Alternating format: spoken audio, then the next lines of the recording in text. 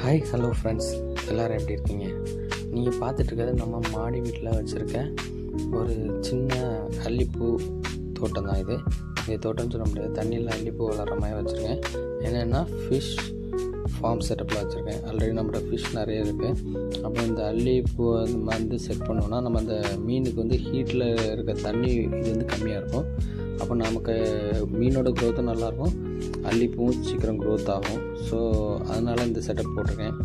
இது எனக்கு first time. இது மாமா வீட்டிலேருந்து மாமா பையன் வச்சுருந்தான், அவன்கிட்ட வாங்கிட்டு வந்து கொஞ்சோண்டு செடியை வச்சு விட்டேன். இப்போ கொஞ்சம் கொஞ்சமாக செட் ஆகி வருது. நீங்கள் இந்த வீடியோவோட ஃபஸ்ட்டு பார்த்துருந்தீங்கன்னா உங்களுக்கு தெரிஞ்சிருக்கும். அதில் ஒரு சின்ன மொட்டு வந்துருந்து. லாஸ்ட் இந்த நம்ம ஊரில் மழை, கன்னியாகுமரியில் மழை இருக்கிறதுனால போக போக போக அது வந்து உள்ளே அழுகி போயிடுச்சு. ஸோ இப்போ மறுபடியும் இப்போ தான் எல்லாம் இலையெல்லாம் பார்த்திங்கனாலே உங்களுக்கே தெரியும், பச்சை பசேர்னு பார்க்கவே சூப்பராக. அதில் மீன் உள்ளே ஓடுறது பார்க்குறவே கண்கொள்ளா காட்சியாக இருக்கும். இந்த அருமையான பதிவை உங்களுக்கு பகிரணும்னு நினச்சேன், அதனால தான் இந்த வீடியோ எடுத்து போட்டேன். இது பார்க்கவே வந்து ஒரு மனதுக்கு நிம்மதியாகவும் அமைதியாகவும் இருந்துச்சு. இந்த வீடியோ எடுக்க நேரம் அவ்வளோ குட்டாக ஃபீல் பண்ணேன். எவ்வளவு நம்ம ஒரு அமைதியான இடத்துல இருந்து நம்ம ஒரு தியானம் பண்ணுவோமோ, கிட்டத்தட்ட அதே மாதிரி இந்த இடத்துல நான் இருந்து வீடியோ எடுக்க நேரம் அவ்வளோ சூப்பராக ஃபீல் பண்ணேன்.